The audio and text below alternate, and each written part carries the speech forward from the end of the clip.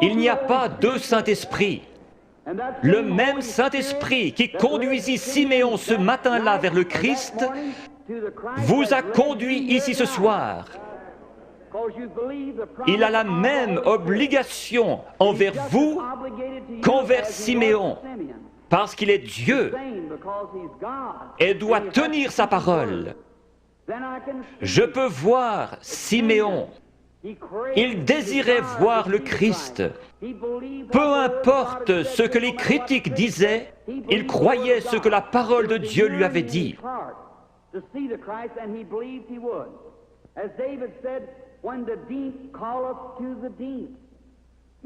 Croyez-vous en la guérison divine? La raison même qui vous fait croire en la guérison divine prouve qu'il y a une guérison divine. Lorsque nous sommes arrivés en Amérique, nous avons trouvé l'Indien d'Amérique. Il adorait le soleil, la lune, la nature, parce qu'il savait qu'il avait un créateur. Et il y avait quelque chose dans son cœur qui l'appelait à l'adoration. C'est ainsi pour chaque mortel. Vous allez peut-être adorer votre automobile, votre travail, votre maison ou autre chose. S'il y a une idole quelque part, enlevez-la et laissez Jésus-Christ avoir la première place. Alors, cette faim profonde, comme le disait David, quand la profondeur appelle la profondeur, à la voix de tes cataractes. S'il y a une profondeur ici, à l'intérieur qui appelle, il doit y avoir une profondeur pour répondre à cet appel. Je suis un amoureux de la nature. En allant dans les bois, j'observe les couchers de soleil. J'entends le cri des animaux sauvages. Ma mère est à demi indienne. Il y a quelque chose dans mon sang qui fait que j'aime la nature. Quand j'entends l'appel de la nature, quelque chose embrase mon âme. Récemment, je me trouvais sur une montagne dans le Colorado et j'observais une vieille maman aigle. Comment du nid elle a transporté ses petits et les a déposés dans le pâturage. Puis elle s'est envolée vers le pic rocheux le plus élevé. Je la regardais avec mes jumelles. Mon cheval était attaché à un arbre.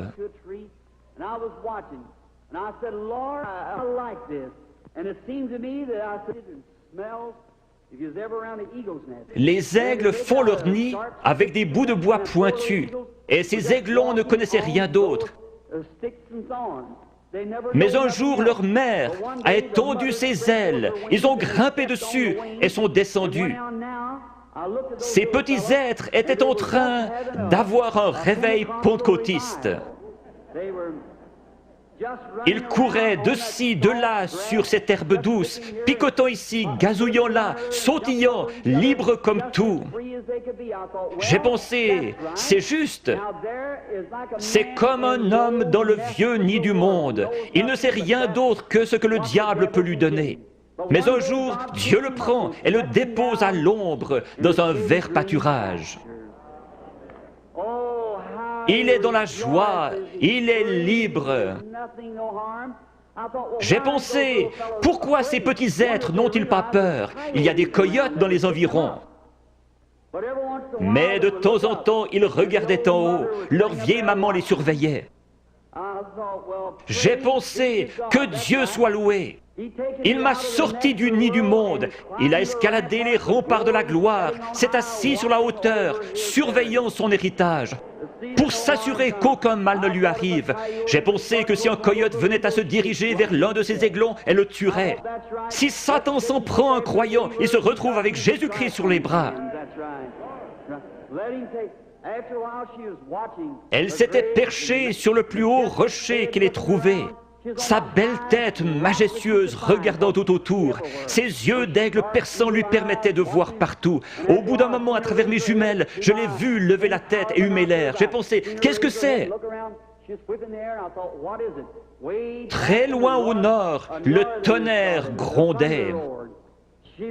Elle a poussé un cri et s'était lancée dans le vide. Elle a projeté ses ailes en avant et s'est posée dans la prairie.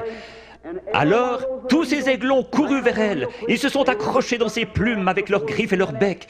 Et elle s'est envolée avec les petits aigles sur ses ailes, fonçant droit dans ce vent qui soufflait à environ 80 km à l'heure, pour aller se poser dans une fissure de rocher.